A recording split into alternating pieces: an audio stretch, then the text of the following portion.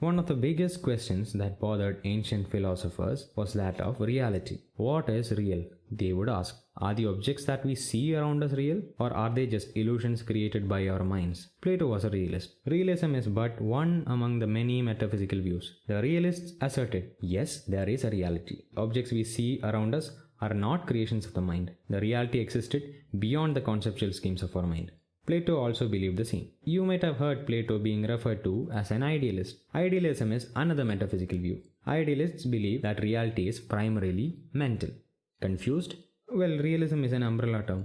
Realists accept the existence of an external non-mental reality. They might still disagree on what substance reality is made of. Plato believed that reality was fundamentally made of one substance. He gave it the name idea. The confusion could have been avoided if Plato has called his metaphysical worldview as ideaism instead of idealism. Plato's views is referred to by many other names such as Platonic idealism, Platonic realism, Plato's theory of ideas, Plato's theory of forms, and so on.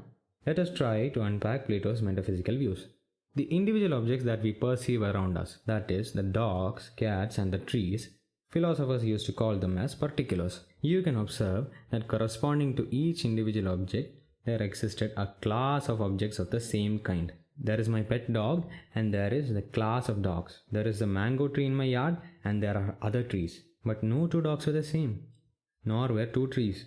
Size, shape, color, and many other features were different amongst the particular objects of the same class. Despite these differences, we were able to identify the particulars without confusion. Some philosophers came up with an explanation. The particulars of the same class shared the same essence, they said. Color, shape, size, and many other attributes were secondary to this essence. Cows possessed the essential quality or the essence of cowness, and trees that of treeness. Plato claimed that these universals or essences were the only real objects. Of course, these essences could not be experienced independently of their particulars, yet he asserted that they existed independently. He called these abstract objects as ideas. This word in Greek means pattern or form, and so the word form is used interchangeably with idea while discussing Plato. Cowness or the form of a cow was an abstract object. So was beauty, sweetness, justice, valeness, and tallness. Unlike the objects that we perceived, which were changing all the time, ideas were unique and immutable. Plato had a novel explanation for the relationship between particulars and their corresponding ideas. The ideas, according to Plato, were archetypes or original templates for the particulars, while the particulars were imperfect replicas modeled after the ideas. The ideas represented the highest and the most fundamental reality. He theorized that the particulars were merely participating in the reality through the imitation of corresponding ideas. This theory is known as